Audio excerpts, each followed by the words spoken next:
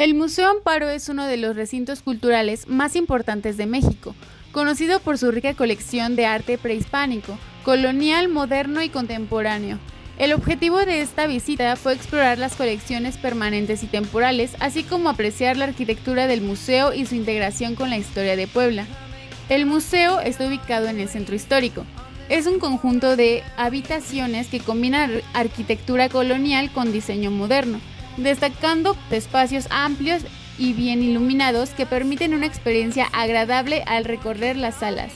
Las exhibiciones disponibles son la colección prehispánica. En esta hay una exhibición de piezas de cerámica, esculturas y artefactos de culturas mesoamericanas. Destacan las representaciones de deidades y objetos utilizados en ceremonias rituales. Arte virreinal y del siglo XIX. Estas obras reflejan la influencia de la colonización española, por ejemplo, el arte religioso como cuadros, pinturas y esculturas. Cuentan con un espacio al aire libre con vistas panorámicas del centro histórico poblano, ideal para descansar y disfrutar del paisaje urbano de la ciudad.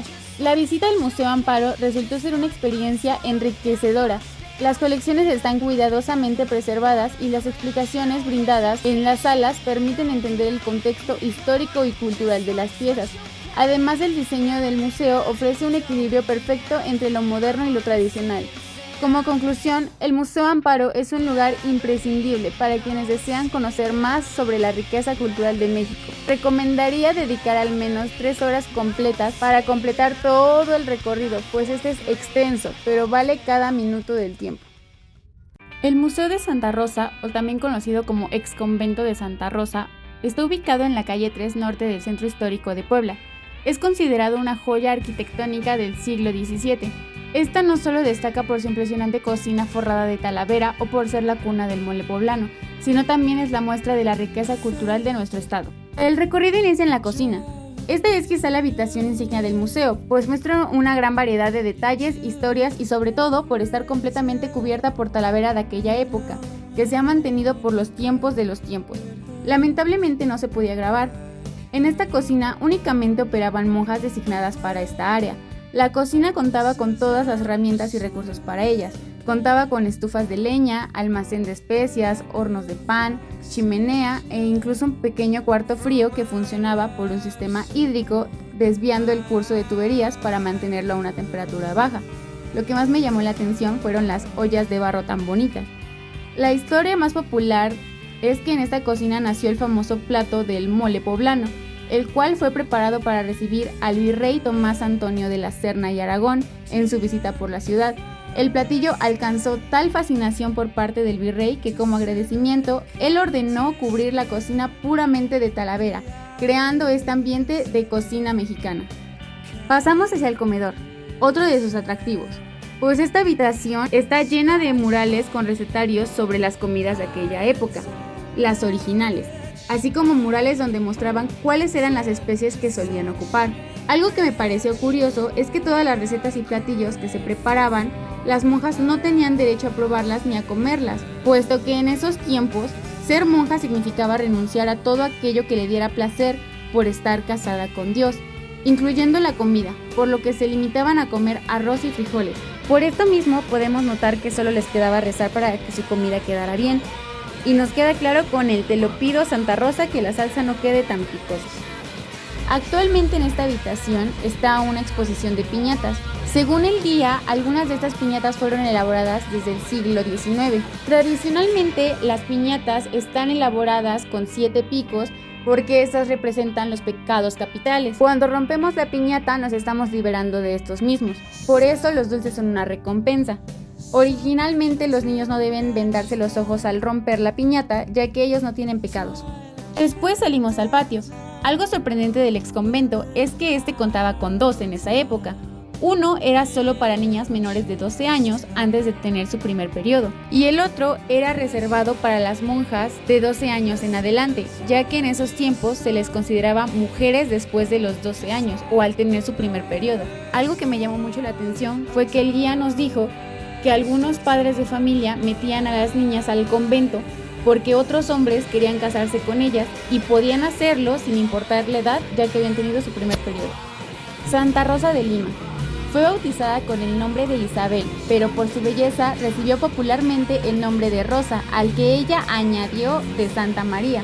Tras haber dado signos de una intensa precocidad espiritual, a los 20 años tomó el hábito de terciaria dominica y consagró su atención a los enfermos y niños y a prácticas austeras, extendiéndose pronto la fama de su belleza y santidad. Este exconvento fue dedicado a ella, porque fue la primera en toda América en recibir el reconocimiento canónico de la Iglesia como santa. El exconvento solo contaba con una salida, donde había una monja portera que cuidaba la entrada. Esta tenía un velo negro para cubrir sus ojos, pues el ser monja también representaba renunciar a las maravillas del exterior. En esta habitación fueron pintados murales que a pesar del tiempo han prevalecido. En el segundo piso había una exposición de árboles de la vida, que antiguamente eran utilizados como regalo para los recién casados, esto como deseo de prosperidad y fertilidad en el matrimonio. Estos árboles siempre tenían como raíz a Adán y Eva, representando la cultura católica, y el guía nos contó que el gallo representa la traición. En la siguiente habitación encontramos una exposición de ropa común en la época prehispánica y también en la época de la Nueva España. Todo era hecho a mano con fibras naturales, de pieles y lana. En esta sala conocí los quexquemetl, los cuales eran ocupados por las mujeres prehispánicas. Estos que vemos aquí solamente eran utilizados en ocasiones muy importantes, como su boda o directamente su funeral. En la época de la conquista, al notar que las mujeres no llevaban nada por debajo de esto y eran visibles sus senos, lo vieron morboso y vulgar, por lo que después crearon otro tipo de blusas más cerradas. Los siguientes atuendos que vemos eran de las culturas prehispánicas, de hombre y mujer. Estos atuendos eran de personas con un estatus social mayor. Después contemplé un vestido, tal era el que usó la famosa china poblana, que contrariamente a lo que se cree no era originaria de ninguno de estos dos, sino que era una princesa india, quien fue vendida como esclava a una familia adinerada de esa época en Puebla. La segunda parte del museo contaba con exposiciones variadas, pero otra que me llamó la atención fue la sala de las fiestas populares, donde había vestuarios y figuras en miniatura, sobre la tradición poblana de los huevos, donde esa tradición se origina en el barrio de El Alto y en Chanaca. Otra de las exposiciones era sobre el arte barro, que hacían las culturas prehispánicas con técnicas muy diferentes a las que trajeron los españoles, pero que reflejaban la importancia artística y cultural para ellos. También había papeles donde se dibujaban a los dioses de esos tiempos, y eran una especie de papel picado. Este museo no solo muestra la importancia del impacto católico en la religión, sino que también la gran herencia cultural que como mexicanos disfrutamos y debemos estar orgullosos de tener en la sangre. El Museo del Mendrugo es un lugar único que combina historia, arqueología y cultura en un solo espacio lleno de significado. Ubicado en una casona del siglo XVI en el centro histórico de Puebla, este museo destaca su enfoque por la preservación de las raíces indígenas, con énfasis en los hallazgos arqueológicos realizados en el mismo lugar. El museo toma su nombre del mendrugo, término que hace referencia a un trozo de pan o algo sencillo pero valioso. Esto enfoca al lugar en resaltar los elementos más profundos de la cultura y la historia de Puebla. Además de su variación arqueológica, el museo alberga una cafetería, una tienda y un auditorio que complementan la experiencia cultural. Las exhibiciones principales son los restos de Chuchita, uno de los hallazgos más importantes del museo, ya que sus restos óseos fueron encontrados durante las excavaciones del edificio.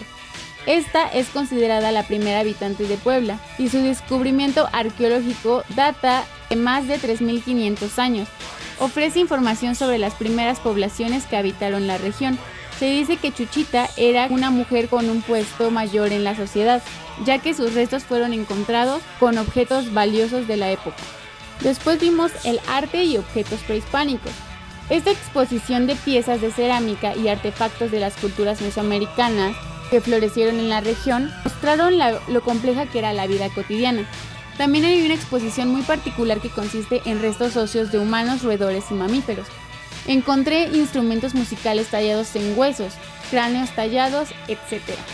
Este recorrido por la historia de la casona ha servido como hogar, hospital, convento y ahora museo. Las restauraciones respetan la arquitectura original y permiten comprender la evolución del espacio a lo largo de los siglos. La visita al Museo del Mendrugo fue increíble por su enfoque detallado.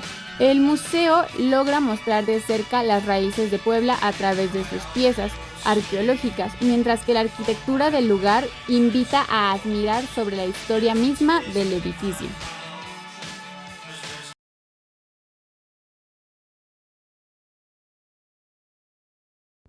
Los voladores de Papantla son una ceremonia ritual prehispánica que se originó en la región de Papantla, Veracruz, México.